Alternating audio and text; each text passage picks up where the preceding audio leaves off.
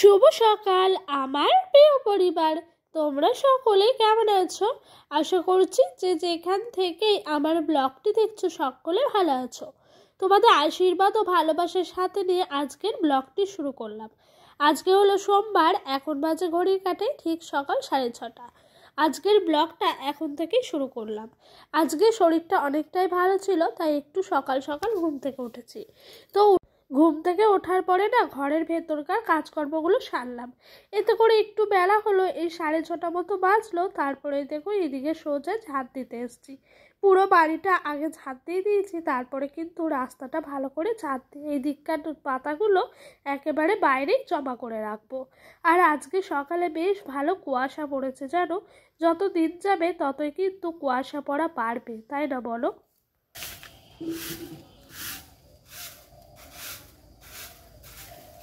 জানো তো, আমার মতো গ্রামের বউদের মনে হয় সব থেকে বাড়ি বড় থাকলে এই উঠানটাই ঝাঁট দেওয়া। উঠান ঝাঁট দিতে দিতে অনেকটা সময় চলে যায়। তো ওই দিক দিয়ে উঠানটা ঝাঁট দিলাম, তারপরে এইদিকে রাতেরকার বাসনগুলো এখানে এসে রেখে দিয়েছিলাম। সেই সমস্ত বাসনগুলো মেজে নিয়েছি, এখন ধোবো বলে কুয়োর থেকে জল তুলে নিচ্ছি। আর জানো তো, আমি না এই বাসন মাজতে মাজতে চাদর নিয়ে না কাজ করতে পারি না, তাই চাদরটা দড়িতে রেখে দিয়েছি, রেখে কিন্তু আমি কাজগুলো সেরে নিচ্ছি। জানো তো, একটু তাড়াতাড়ি ঘুম থেকে উঠলে না তাড়াতাড়ি করে কাজগুলো বেশ হয়ে যায়, এতে করে নিজেও একটু সময়টা হাতে পাই, আবার ছেলেকেও একটু সময়টা দিতে পারি। তো ওই দিক দিয়ে আমার বাসন কোসন একদম মাজা ধোয়া হয়ে গেছে, আর এইদিকে লাস্টে একেবারে কালির হাঁড়িটা মেজে নিচ্ছি। জানো তো, এখন থেকে ঠিক করেছি এই সকালবেলায় কালির হাঁড়িটা মেজে নেবো। কেন জানো তো, একটু বেলা হয়ে গেলে পরেই না মাজতে গেলেই যেন মনে হয় কাজে শেষ হচ্ছে না। আর এখন ছোট দিনের বেলা, এখন মনে হয় যে যত তাড়াতাড়ি কাজকর্মগুলো করে ফেলতে পারবো ততই শান্তি জানো। এতে করে কি বলো তো, কাজকর্মগুলো তাড়াতাড়ি হয়ে যায়। তো ওই দিক দিয়ে ডোডো এখনো অবধি ঘুমাচ্ছে, আমি এই কাজকর্মগুলো সেরে নেবো, তারপরে কিন্তু ঘরে যাব তোমার ঘরটা মুছতে। তখন ওকে ডাকবো এবং ডেকে তুলবো, তুলে ওর হাতে ব্রাশটা দিয়ে ঘরটা মুছে নেবো। এরপরে কিন্তু আমি স্টেপ বাই স্টেপ কাজকর্মগুলো সেরে নেবো। এদিকে হাঁড়িটা ভালো করে আমার মাজা হয়ে গেছে, এখন জল বুলিয়ে ধুয়ে নিচ্ছি। যে দড়ির মধ্যে চাদরটা খুলে রেখেছিলাম, এখন কিন্তু শীতটা ভালোই লাগছে, তাই আবারও চাদরটা গায়ে নিয়ে নিলাম।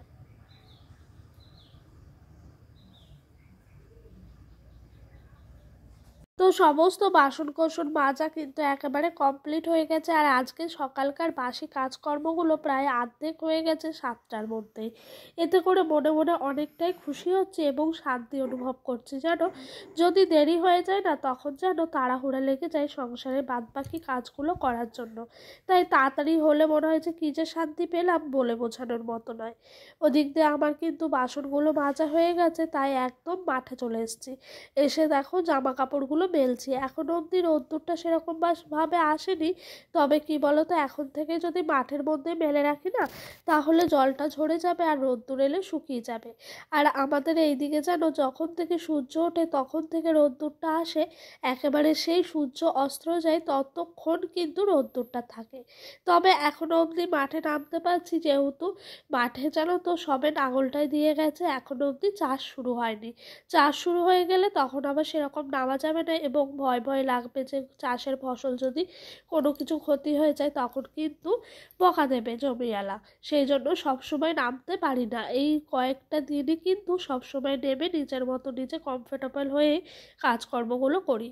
তো ওই দিক দিয়ে আমার বাসি কাজ হয়ে গেছে, ডোডোকে ঘুম থেকে তুলিয়ে ব্রাশ হাতে দিয়ে দিয়েছি, আর এই দিক দিয়ে শাশুড়ি মায়ের জন্য চাটা ঢেলে নিয়েছি। এরপর আবারও চিনি দিয়ে আমার আর শ্বশুরমশাইয়ের চাটা ঢেলে দিলাম। আমি জানো তো প্রত্যেক দিন চাটা একদিকে করি আর একদিকে কিন্তু ভাতটা বসিয়ে দিই, আজকেও ভাতটা বসিয়ে দিলাম। কেন জানো তো, ডোডোর বাবা না অনেক সকাল সকালই খেয়ে দিয়ে কাজে যেতে চায় আর কি, সেই কারণে। আর জানো তো, আমার একার সংসার বলতে আমার শাশুড়ি মা থাকলেও তিনি তো অতব্য, কাজকর্ম করতে এখন কিছুই পারেন না। তার জন্য কিন্তু আমার সংসারের চারিদিকটা নিজেকে হ্যান্ডেল করে চালাতে হয়।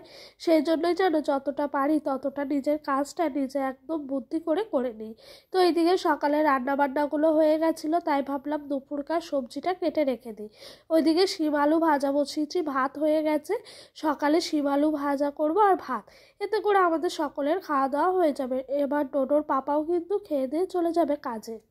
জানো তো আজকে না সবজিপাতি সেরকমই ছিল না, শুধু ছিল একটা বাঁধাকপি পড়ে আর 4-5টা মতো শিম রেখে দিয়েছিলাম আজকে সকালটা করব বলে। জানো তো এই বাঁধাকপিটা আর একটু ডাল বললাম আনতে, এটা দিয়ে কিন্তু আজকে সংসারটা আমি চালিয়ে ফেলবো, মানে আজকের খাওয়া দাওয়াটা। জানো তো আমার গরিব স্বামীর কষ্ট করে টাকা উপার্জন করে আনে, আমার না খুব খারাপ লাগে জানো।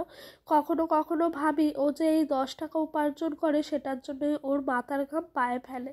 কত কষ্টই না করে মানুষ বলো এই 1-2 টাকার জন্য। সেই টাকাগুলো কিভাবে খরচ করব সেটা না ভেবে সেই টাকাগুলোকে মনে হয়েছে যতটুকু লাগে সংসারে ততটুকুই দিয়ে, এর বেশি না দিয়ে একটু একটু তিলে তিলে যদি আমি জমিয়ে রাখতে পারি তবে করে কিন্তু আমার ভবিষ্যতের জন্য অনেকটাই সঞ্চয় হবে। তাই জানো তো আমি ছোট থেকেই যেন এরকমটা টাকার মায়া আমার খুব আছে। অভাবটা দেখেই ছোট থেকে বড় হয়েছি, কখনো নিজের মধ্যে নিজে বিলাসিতাটা আনার চেষ্টা করিনি। তাই জানো তো স্বামীর ঘরে এসেও সবসময় ভাবি যে স্বামীর কতটুকু সেফ হবে। তবে জানো যতটুকু পারি আমার ছোট ছেলে নিয়ে সংসার সামলে ততটুকু কিন্তু আমি করার চেষ্টা করি। জানো গ্যাসে সেরকমভাবে রান্না করতে চাই না, তবে আমার ওপরে পুরো সংসারটা, এত বড় বাড়িটা পুরোটা সামলানো মুখের কথা নয়। তাই আমাকে বাড়িতে সকলেই বলে তুমি যত কষ্টই হোক সকালটা গ্যাসে করো, না হলে ও খেয়ে কাজে বেরোতে পারবে না। সেই জন্য কিন্তু আমি সকালটা শুধুমাত্র গ্যাসে করি আর দুপুরের রান্নাটা তোমার কাটে করি। তবে আজকে সব রান্নাটাই গ্যাসে করেছি, কারণ কি বলতো আমাদের না আজকে একটা দরকারে এক জায়গায় যাওয়ার কথা আছে।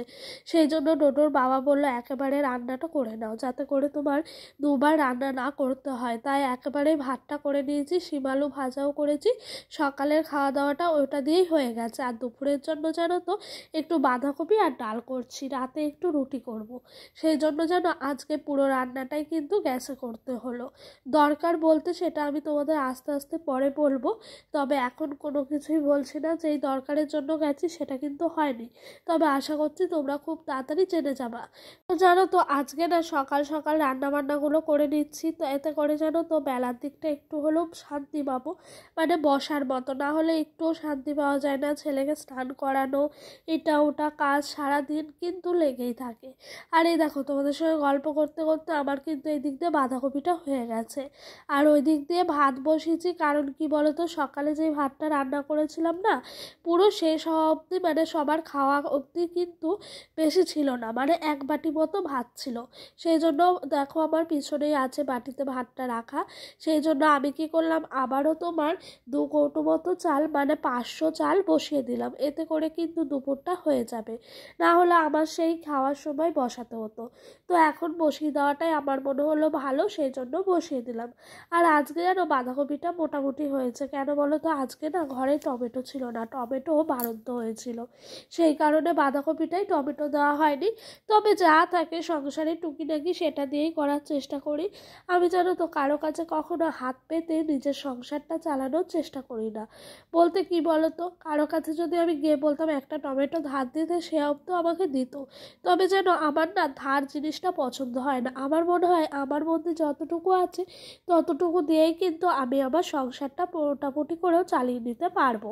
তাই জানো তো যতটুকু দিয়েই পারি আমার সংসারটা চালিয়ে নেওয়ার চেষ্টা করি। আর এদিক দিয়ে ডালটা হয়ে গেল, মুসুর ডাল করেছি আজকে 100 মতো আনতে বলেছিলাম। জানো আমাদের না শীতকাল আসলে অনেকটাই আর্থিক অবস্থাটা খারাপ হয়ে যায়, সেই জন্য জানো তো সবসময় সমস্ত কিছু বিলাসিতার মধ্যে না দিয়ে অল্প উপার্জনেও কিন্তু নিজেদের সংসারটা চালানোর চেষ্টা করি। এদিক দিয়ে আমার ডালটা হয়ে গেছে, ডালটা নামিয়ে দিলাম বাটিতে, আর ওই দিক দিয়ে ভাতটা হচ্ছে। এবার কিন্তু রান্নাবান্না সমস্তটাই হয়ে যাবে। জানো তো আমাদের বাড়ির গৃহিণীদের রান্নাটাই শেষ কাজ নয়, রান্নার পর থাকে হাজারো একটা কাজ। মানে কি বলতো এই বাসন কোসন মাজা, ছেলেকে স্নান করানো, তারপর গ্যাস মোছা, ঘর বারান্দা ঝাঁট দিয়ে একবার করে, না হলে জানো তো স্নান করে আসার পর না পায়ের মধ্যে বালিগুলো কিচকিচ করে, এতে করে ভাল লাগে না। তাই আমি স্নান করতে যাওয়ার আগে একবার করে ঘর বারান্দাটা ঝাঁট দিই। আর এদিক দিয়ে আমি কাজ করছি আর ডোডোর পাপার সঙ্গে একটু গল্প করছি। ও না বাজার থেকে যেন 5 টাকার কদবেল কিনে এনেছিল, মানে আমাদেরই একটা দাদা বিক্রি করছিল, তো ওই দাদাটা ওকে 5 টাকা দিয়েছিল, একটা ছোট্ট মতো কদবেল দিয়েছে। তো ওটাই ও আমার সাথে ইয়ার্কি মারছিল আর বলছিল তুমি কদবেল মাখা খাবে, কদবেল খাবে, এরকমটা বলছিল। তো ওকে আমি একটাই কথা বলছি, না আমি এখন খাবো না, পরে খাবো। তো ও আমাকে সেই কদবেলটা মাখা করলো, করে বলছে নাও একটু খেয়ে তো দেখো, তোমার ফেভারিট খাবার। সত্যি বলতে আমি জানো তো এই কদবেল এইসব খেতে না ভীষণ পছন্দ করি। সেই জন্য আমি বললাম হ্যাঁ দাও, দিয়ে খেলাম। খাওয়ার পর কিন্তু আমি এদিক দিয়ে কাজগুলো গুছিয়ে নিচ্ছি। কাজ বলতে এই দেখো এই জারটা আছে না, জার থেকে জলগুলো ভরতে হয় বোতলে বোতলে। তবে এই কাজগুলো আগে আমার শাশুড়িমাই করতেন, এখন একটুও পারেন না। কারণ হলো ওনার জানো তো ওই যে শিরদাঁড়ার হাড়টা ভেঙে গেছে, সেই কারণে উনি কিছুই করতে পারেন না। সেই জন্য যেন সংসারের টুকি নাকি সমস্ত দিক আমাকেই কিন্তু একা হাতে হ্যান্ডেল করতে হয়। তো এই দিক দিয়ে সমস্ত বোতলে জলগুলো ভরে ভরে রাখছি দুপুরে ভাত খাওয়ার জন্য। আর এদিকে যদি আমি জলটা না ভরি না, তখন দুপুরে ভাত দিতে আসলে না মনে হয় যে এই যে জল ভরা হলো না, আবার জল ভরতে হবে, আবার এটা ওটা করতে হবে। সেই জন্য জানো তো দুপুরের কাজগুলো না কমিয়ে রাখার চেষ্টা করছি। আর এই দিক দিয়ে রান্না হয়ে গেছে, গ্যাসটা ভালো করে মুছে নিচ্ছি। জানো তো রাতে রুটি করি, যতই পরিষ্কার করি না কেন একটু হলেও নোংরাটা থেকে যায়। তাও যতক্ষণ না সময় পাই ততক্ষণ আমি কিন্তু ভালোভাবে গ্যাস ট্যাস পরিষ্কার করতে পারি না। তবে যতটুকু সময় পাই ততটুকুর মধ্যে গ্যাসটা সুন্দর করে পরিষ্কার করে নেওয়ার চেষ্টা করি। এদিক দিয়ে দেখো ভাতটা হয়ে গেছে, তাই ভাতের হাঁড়িটা উপর দিয়ে দিলাম।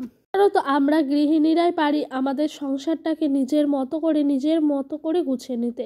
জানো তো মেয়েদেরকে একটা যদি ভাঙা ঘর দাও না, সেই মেয়েটা কিন্তু ঘরটাকে একদম রাজপ্রাসাদ বানিয়ে দেয়।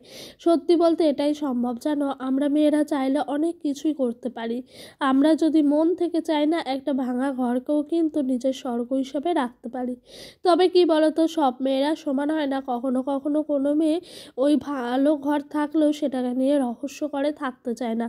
তবে সমস্তটাই তাদের নিজেদের ওপর নির্ভর করে। তো এদিকে আমার রান্না বান্না খাওয়া দাওয়া হলো, দরকারে গেছিলাম সেটা তো হলোই না। তো যাই হোক, এদিক দিয়ে আমার শ্বশুরমশাই জানো তো ধনে ভিজিয়েছিল, আজকে একটু ধনে ছিটাবে, মানে ধনে পাতা হওয়ার জন্য। তো এই বাটিটাই ছিটিয়েছিল, আর আমার ছেলে এসে আমার শ্বশুরমশাইকে টাকা দিলেন।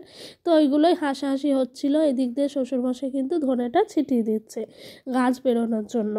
তো বন্ধুরা চলো আজকের মতো ভিডিওটি এই পর্যন্তই রাখলাম। তোমাদের আমার ভিডিওটি কেমন লাগলো সেটি অবশ্যই কমেন্ট বক্সে এসে কমেন্ট করে জানিও। ভালো লাগলে একটি লাইক আর একটি সাবস্ক্রাইব করো।